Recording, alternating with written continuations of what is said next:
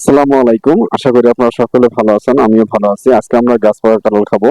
আমি গাছ পাকা কাঁঠাল খেতে খুবই ভালোবাসি। তাই সর্বপ্রথম গাছ থেকে সরাসরি একদম পাকা কাঁঠালটি পাড়লাম। পাখি কাছ থেকে কাঁঠালটি। তাই হোক, কাঁঠালটা আমি এখন হাত দিয়ে ফাটাইলাম।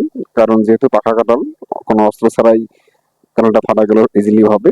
কিন্তু কাঁঠালের গায়ে যে আঠাগুলো লেগে থাকে বিচির মধ্যে বা ওয়ার মধ্যে, এগুলো আমি কচুর পাতা দিয়ে সুন্দর করে পরিষ্কার করে নিলাম। কারণ এই কচুর পাতা দিয়েই এগুলো পরিষ্কার করতে হয়।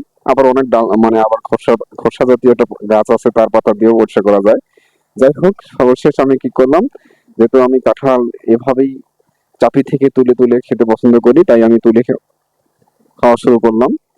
আপনারা পুরো ভিডিওর সাথে থাকবেন যে আমি আসলে পুরো কাঁঠালটা খেতে পারি কিনা।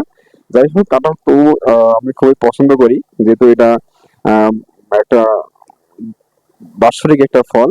তাই এই ফলটা সকলের খাওয়া উচিত, কারণ বছরে একবার হয়, আমাদের জাতীয় ফল। তাই আমি খাচ্ছি।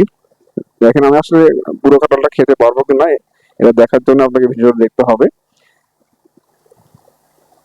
খুবই মজা লাগছিল, যেহেতু আমাদের বাংলাদেশের জাতীয় ফল।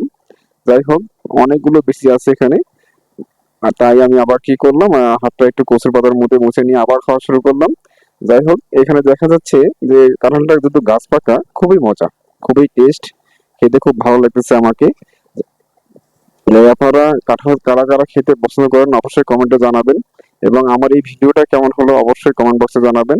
এই ধরনের ভিডিও পেতে অবশ্যই আপনাকে আমার এই প্রোফাইলটি বা পেজটি অবশ্যই ফলো দিয়ে রাখবেন। সকলে ভালো থাকবেন, সুস্থ থাকবেন। আবার দেখা হবে। আসসালামু আলাইকুম।